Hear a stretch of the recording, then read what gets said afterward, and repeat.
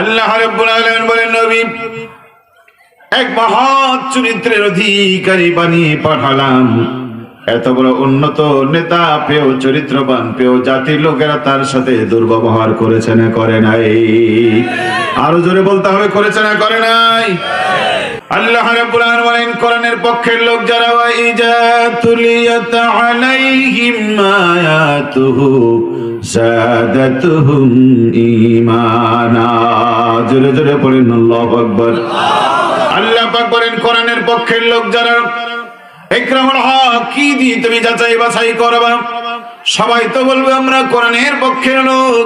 আল্লাহ পাক ডেকে ডেকে বলেন, তাদের সামনে আমার কোরআন শোনাও, দেখবে আমার পক্ষের মানুষ যারা কোরআন শুনে তাদের ঈমান বেড়ে যাবে। পড়েন মারহাবা।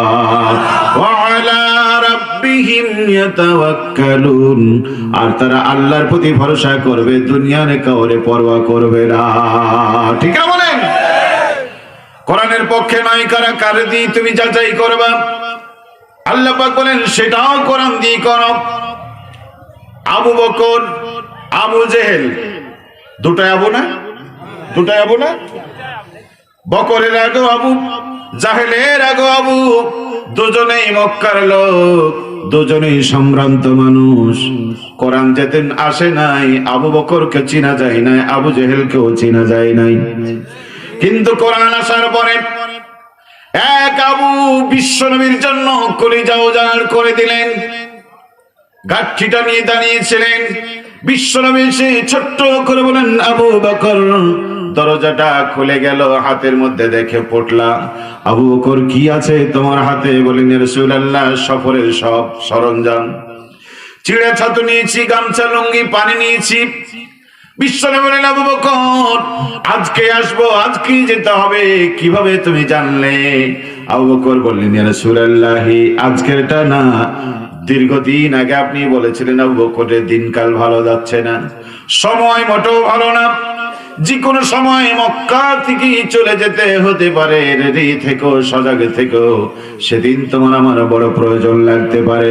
ইয়া রাসূলুল্লাহ, সেদিন থেকে আমি আবু বকর সন্ধ্যা যখন লাগে গাড়িটা রেডি করে দরজার সামনে পিঠ লাগিয়ে অপেক্ষা করি, ধীরে নবী কখন কোন সময় আসবে। আর আবু বকর করে ডাকতে ডাকতে যদি আমার ঘুম না ভাঙে, কাফেররা যদি টের পেয়ে আমার ঘরের সামনে আপনাকে ধরে শহীদ করে দেয়, আবু বকর কিয়ামতের ময়দানে আল্লাহর সামনে দাঁড়াতে পারবে না। সেই ভেবে সেদিন থেকে আমি প্রস্তুতি নিয়ে দাঁড়িয়ে রয়েছি। বলে মারহাবা। বিশ্বনবীকে নিয়ে গেলেন গর্তের মধ্যে, আল্লাহর হাবিবকে সুন্দর করে শুইতে দিলেন। আল্লাহ নবী বিশ্বনবী মাথাটা আবু বকরের পায়ের উপর রেখে, একটু তন্দ্রা এসেছে, হযরত আবু বকরের চোখের পানি, গরম পানি বিশ্বনবীর চেহারার গালের উপরে পড়েছে। আল্লাহর হাবিবের চোখ খুলে দেখে আবু বকরের চোখের কোণায় পানি। কেন কান্দা আবু বকর? ব্যবসার কথা মনে পড়েছে, বাড়ির কথা মনে পড়েছে। হযরত আবু বকর বলেন, ইয়া রাসূলুল্লাহ, ব্যবসা বাণিজ্য দুনিয়াদারি যেদিন থেকে আপনার প্রতি আমি ঈমান এনেছি, এই কলিজায় শুধু আপনি আপনি আপনার ভালোবাসা, আল্লাহর ভালোবাসা ছাড়া আবু বকরের কলিজায় দুনিয়ার কালো ভালোবাসা নাই। পড়ুন আল্লাহু আকবার। কেন কান্দা আবু বকর?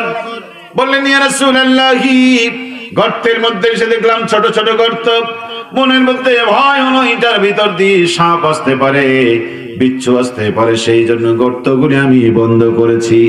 সব গর্ত বন্ধ করে একটি গর্ত বন্ধ না করতে পেরে পা লাগিয়ে বসে আছি।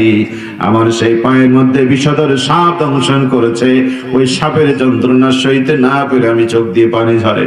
আল্লাহ করে সাপের যন্ত্রণায় কাঁদো, একটা বার তুমি বললে না।